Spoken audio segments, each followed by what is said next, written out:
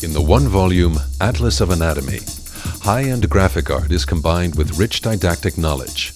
Divided by sections of the body, the atlas presents the essential structures of human anatomy.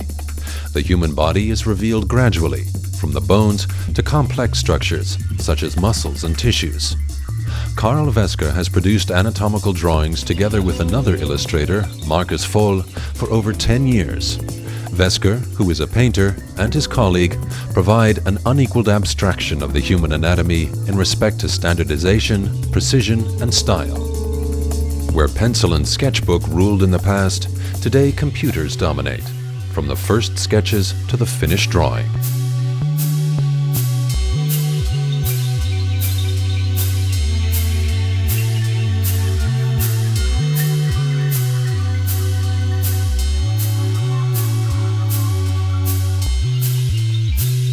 The book's authors are three renowned American anatomists.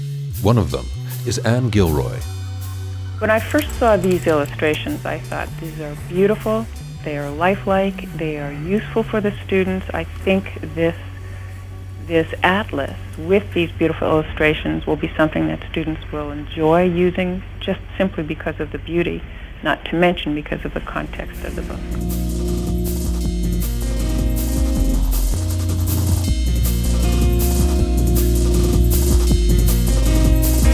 Illustrators and preparators reveal the human body in different ways. Carl Wesker explains. Der Präparator geht den umgekehrten Weg. Muss von oben. A preparator goes the opposite way. He must uncover the structure from the outside, but must already know a lot about anatomy at this point. We, on the other hand, take the path of understanding from inner to outer, layer by layer, and one also finds this method in the book.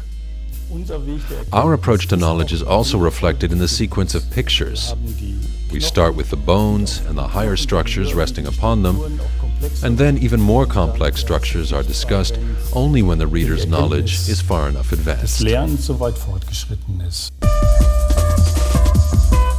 Brian MacPherson, who contributed the head and neck part, among others, explains how it works. We would take the bones of the neck and then add to that the muscles, and then we'd add to that the various systems, the nervous system, the arterial, the venous, and the lymphatic systems. And this is a very different approach. And then finish it all off with some surface anatomy. So the journey from the depth of the neck to the superficial regions of the neck is actually seen system by system, and then everything is applied together in a topographical overview before we talk about the surface anatomy. So the student can see it either systemically or topographically.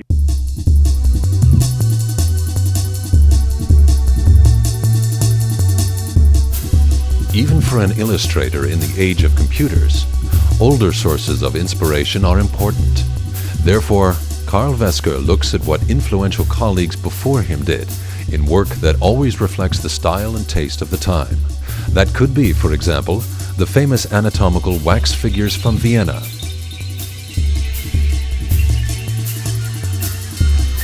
And the illustrator was able to capture an extra special treasure on eBay, the anatomical depictions from the Encyclopedia of Diderot.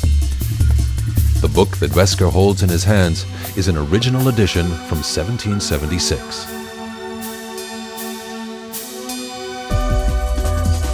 With Lawrence M. Ross, we're once more in the present. He wrote the thorax part, among others. To use my own words in that regard, is the illustrations were spectacular. They were extensive. They illustrated clearly the key features of anatomy that we would like our medical students to become not only familiar with, but adept with.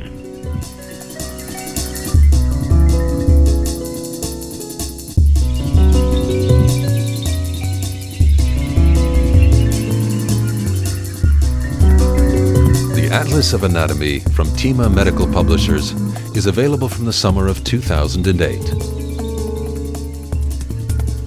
Watch out for the winking skull.